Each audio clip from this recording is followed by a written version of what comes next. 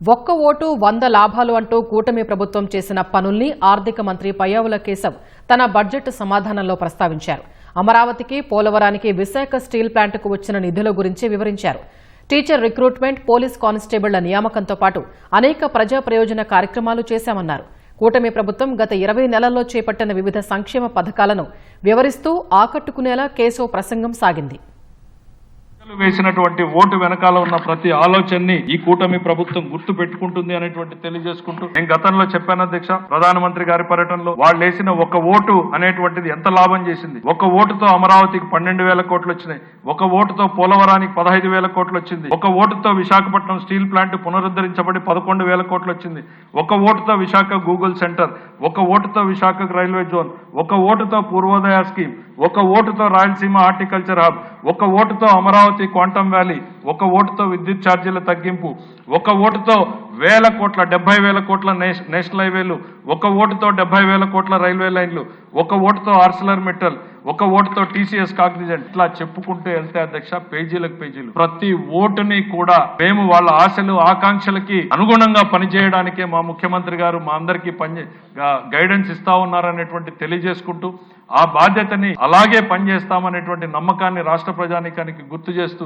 కేవలం ఒక ఓటుతో 3 రోజుల్లో విశాఖపట్నంలో జరిగినటువంటి పార్ట్నర్షిప్ సమ్మిట్ అధ్యక్ష 13 లక్షల కోట్ల పెట్టుబడుల అధ్యక్ష, 610 ఎంఓయూల అధ్యక్ష, ఒక ఓటుతో ఆడబిడ్డలకు భద్రత అధ్యక్ష, ఒక ఓటుతో రాయలసీమకు హంద్రీనీవా కాలువల ద్వారా కృష్ణా జలాల అధ్యక్ష, ఇవాళ ఒక ఓటుతో మనం ఉన్నటువంటి అమరావతికి చట్టబద్ధ అధ్యక్ష, ఒక ఓటుతో రాజముద్రతో పట్టాదారు పాస్బుక్ ల్యాండ్ టైటిలింగ్ యాక్ట్ రద్దు అధ్యక్ష, ఒక ఓటుతో టీచర్ రిక్రూట్మెంట్, ఒక ఓటుతో పోలీస్ కానిస్టేబుల్ల నియామకం అధ్యక్ష, ఒక ఓటుతో లక్షల మందికి సంక్షేమం, ఒక ఓటుతో 20 లక్షల మందికి ఉద్యోగాల కల్పనకు రోడ్ మ్యాప్, ఒక ఓటుతో పోర్ట్లు, ఎయిర్పోర్ట్లు, ప్రతి ఓటుకి ఇంటింటికి తాగునీటి కోసం మా ప్రయత్నం మొదలైంది. గుంతల్లేని రోడ్లు, ఇలా ఏ రకంగా చూసినా కూడా అధ్యక్ష ప్రజల కోసం నిరంతరం తప్పించేటువంటి వ్యక్తి, తనకు పని తప్ప మరొక ఆలోచన లేనటువంటి విధంగా పనిచేసేటువంటి వ్యక్తి ఒకవైపు రాష్ట్రానికి మన కళ్ళ ముందు కనపడుతూ మనల్నే కాదు మన భవిష్యత్ తరాల్ని కూడా తీర్చిదిద్దాలి అనేటువంటి తపన.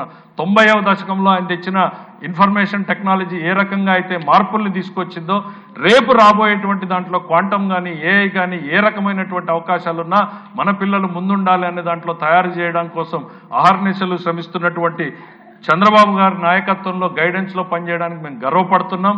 ఈ రాష్ట్రాన్ని తీర్చిదిద్దడానికి మేమందరం కూడా శ్రమ పడుతున్నాం అనేటువంటి తెలియజేస్తూ ప్రజల్ని కూడా నేను ఒకటే కోరుతున్నా అధ్యక్ష, పాలనలో తేడా గమనించండి. వైసీపీ నెవర్ అగైన్, కూటమి వన్స్ అగైన్ అనేటువంటిది మనం అందరం కూడా గుర్తుపెట్టుకోవాలని తెలియజేసుకుంటూ సెలవు తీసుకుంటాం.